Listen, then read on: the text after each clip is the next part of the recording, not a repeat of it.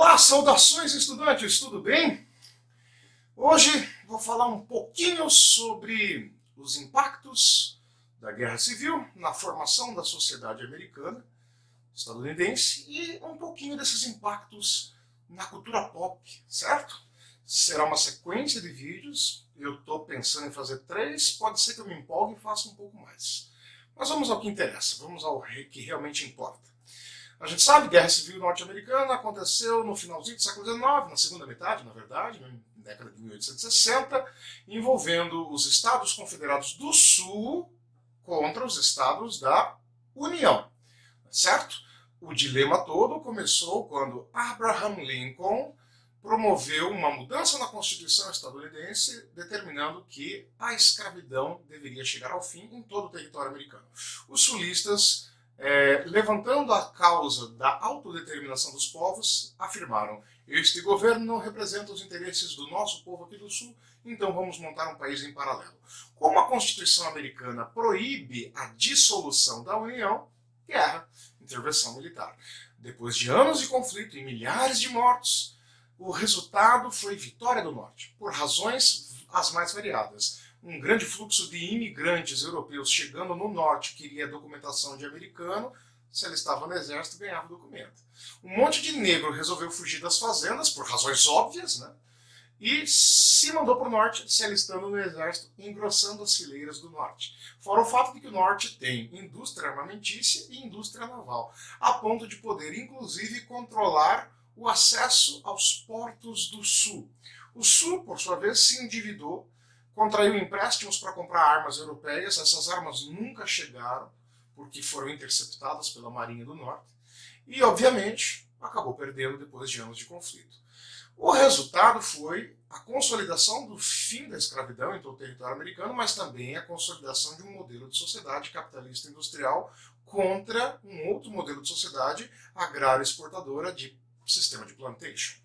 Dito isso, vale ressaltar o seguinte: os soldados sulistas derrotados aceitaram a derrota, aceitaram o fim da escravidão, mas nunca esconderam sua ideologia racista, traduzida numa expressão que em inglês significa White, Anglo-Saxonic and Protestant, WASP, WASP, certo? E a partir de então montam grupos para efetivamente executar práticas de violência contra a população negra americana. A mais conhecida dessas associações é a Ku Klux Klan, que está na ativa até hoje, porém atualmente as suas ações são vigiadas pela Polícia Federal dos Estados Unidos, né? O FBI, Federal Bureau of Investigation, e os caras estão monitorados, tal, pode até se manifestar na rua, mas não pode mais sair queimando negros, matando negros, as coisas que faziam durante toda o final do século XIX e até a década de 1960 do século XX. O que aconteceu nos anos 60 do século XX, afinal de contas?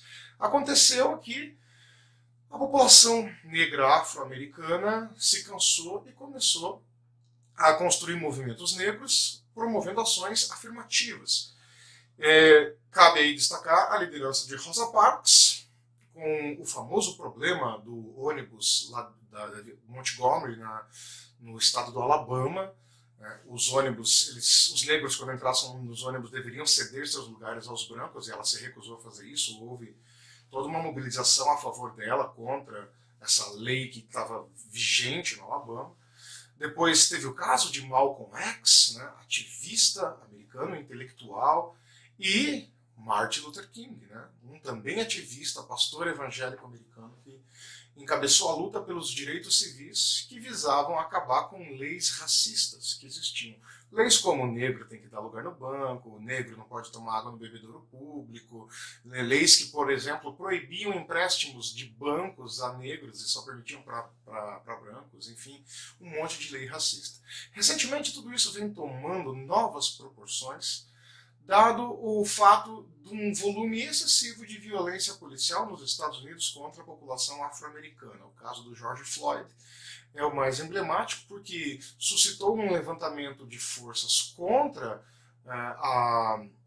o establishment da polícia e da política branca racista americana, mas transcendeu fronteiras, né, chegando a ecoar aqui no Brasil. Não que a gente não tivesse nossos próprios problemas de violência policial contra a população negra, mas há de se convir que a hegemonia do pensamento americano, ela fornece, né, subsídios para gerar esse tipo de ação também aqui, né? A gente tem nossos próprios motivos, a gente viu os casos mais recentes, né? O João Pedro, enfim.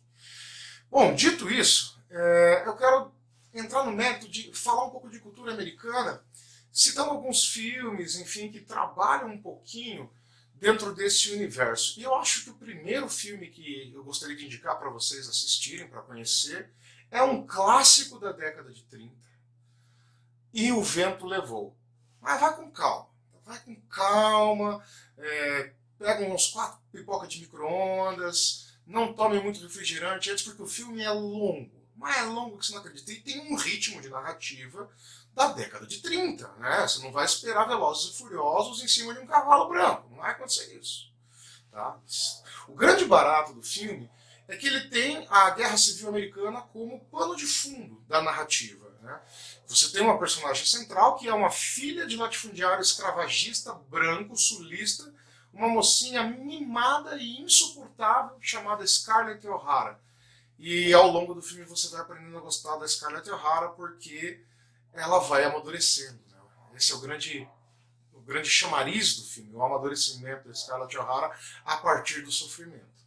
É muito legal a cena do incêndio em Atlanta. Atlanta foi bombardeada. Atlanta, capital da Carolina do Sul, se não me falha a memória. Não, é a capital de um estado sulista durante a Guerra Civil. O incêndio de Atlanta deve ter dado um trabalho enorme para filmar. É um filme sobre superação mesmo, é um filme lento na sua narrativa, mas vale muito a pena vocês assistirem. Recentemente esse filme suscitou um debate, porque ele foi tirado de algumas plataformas digitais, na qual ele estava alocado para você poder assistir via streaming. Eu não vou falar quais plataformas digitais, porque eu não ganho dinheiro para falar de nenhuma plataforma digital. Se alguém quiser que eu fale de alguma plataforma digital, que me pague, né? Essa plataforma digital tirou o filme depois de muita pressão, justamente sobre essa questão dos movimentos afirmativos não quererem mais que obras com conteúdo racista fiquem assim tão expostas. Mas aqui eu queria jogar uma discussão bem interessante. O Vento Levou, para quem já assistiu o filme, ele estimula racismo? A gente teve um problema anos atrás aqui no Brasil com a obra do Monteiro Lobato. Né? Uma obra do Monteiro Lobato que diminuía o papel da população negra, enfim. Monteiro Lobato é um homem fruto de seu tempo, assim como tantas outras pessoas, assim como eu, assim como vocês que assistem o vídeo. Então os valores do seu tempo, eles de certa forma estão absorvidos e internalizados em você. Agora, o Vento Levou, assim como Monteiro Lobato, passaram a entrar para uma espécie de hall de obras que devem ser diminuídas em sua importância porque apresentam aspectos de um pensamento racista e retrógrado. Eu diria para vocês, será que vale a pena a gente esquecer o quão importantes são essas obras? Vocês ouviram barulho do WhatsApp? No próximo vídeo não vai ter isso. Mais um barulho, no próximo vídeo não vai ter 2 barulhos do WhatsApp. Mas enfim, pensemos um pouco nisso. Né? Eu julgo que talvez mais importante do que recriminar uma obra de arte porque ela possa ter um conteúdo racista, vale mais a pena a gente estimular as pessoas a lerem, a verem essa obra de arte, pensando isso a partir do problema do racismo. E entender que aquilo foi produzido dentro de seu contexto, tem os valores de seu contexto, valores que hoje já não são sincronizados com os nossos, mas que de alguma maneira a gente precisa conhecer, se não para não reproduzi-los, né, mas também para saber que aquele modelo de comportamento passou, ou ainda saber que aquele modelo de comportamento tem que de alguma forma passar, deixar de existir. Então fica aí a primeira dica do André, E o Vento Levou.